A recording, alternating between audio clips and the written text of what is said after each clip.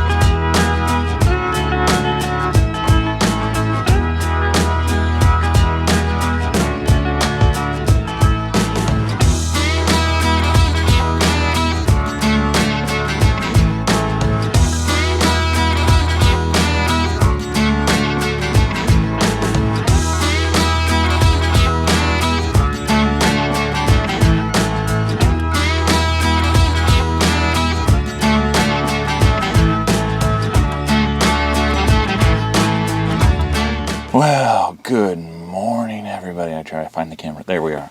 Haven't even had my coffee yet. Last night was pretty awesome. I put my earplugs in. I was sleeping in my wood sleeping bag that you can see here, right? Oh man, it was 40 degrees. We're at low 40s last night. Slept like a baby.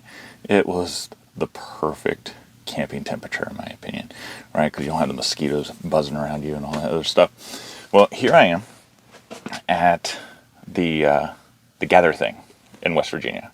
It's the first bushcraft event I've ever been to, right? And I decided to go slightly mixed media this weekend. I went, the canvas A-frame tent.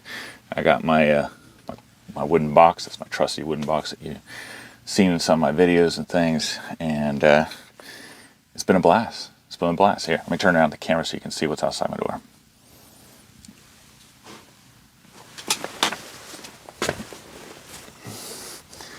There we go. And a lot of people actually left, but you can see plenty of space.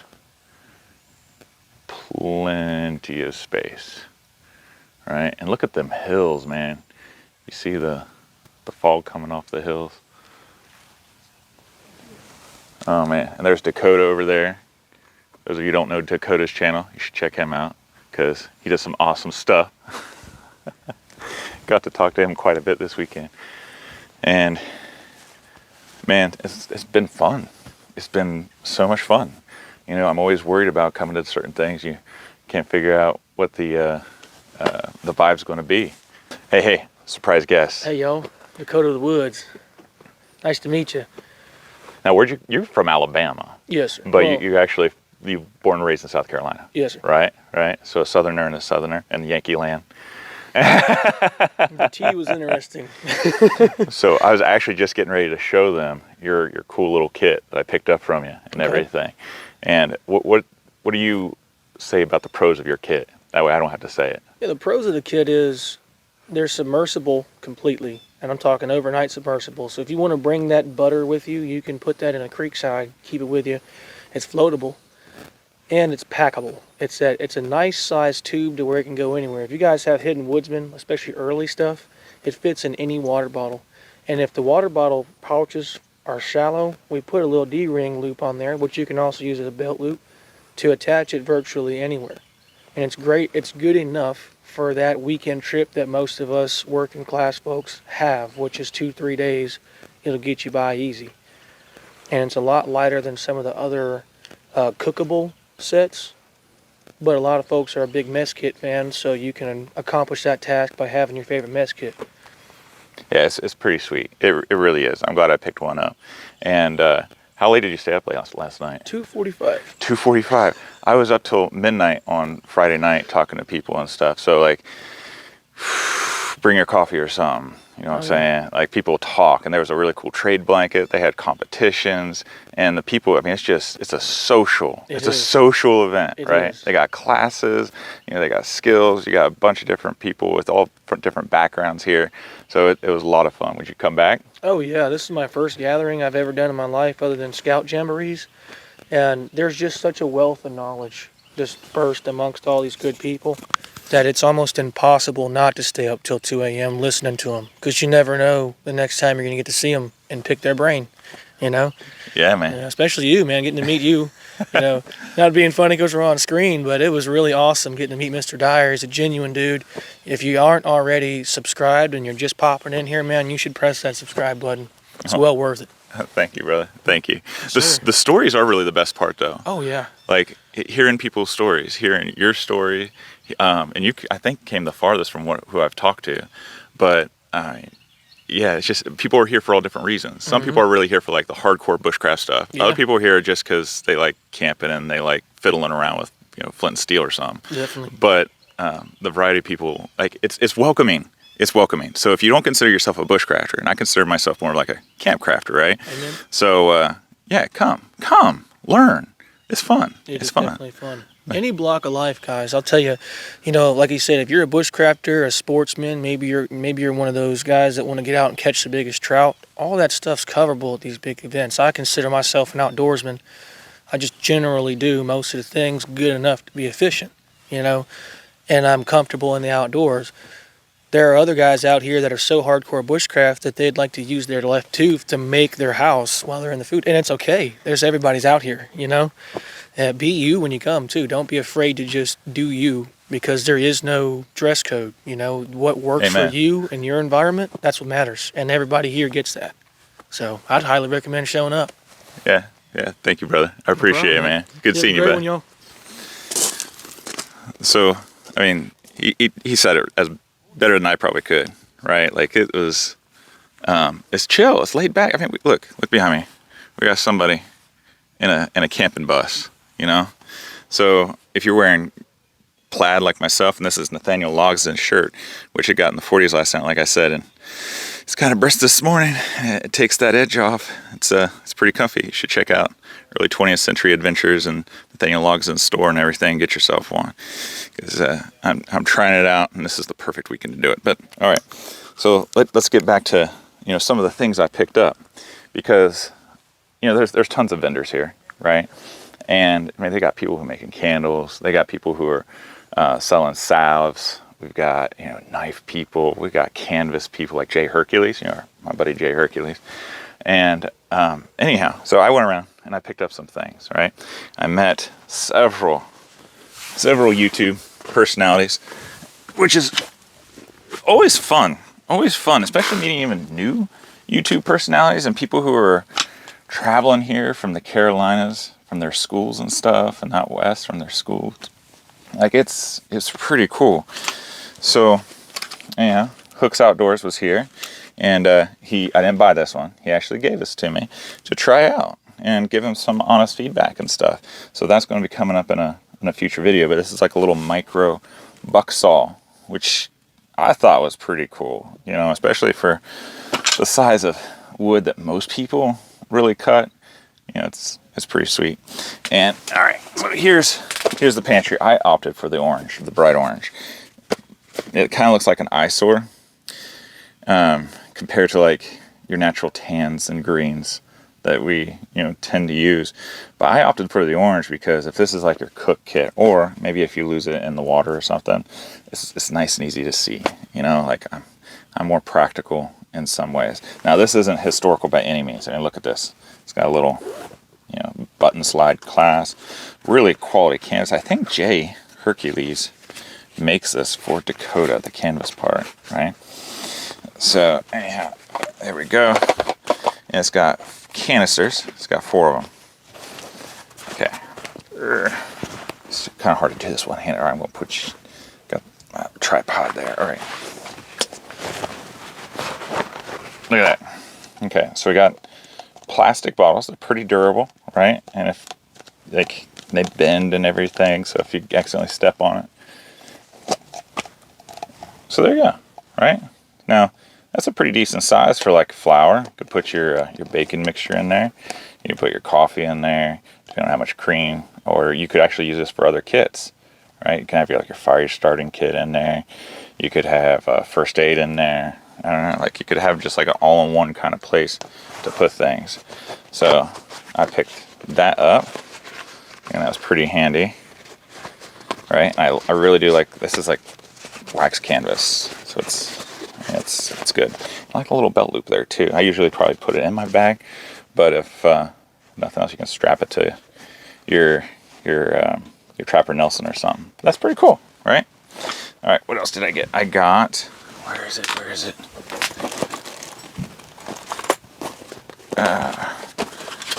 Move stuff. Aha. Okay.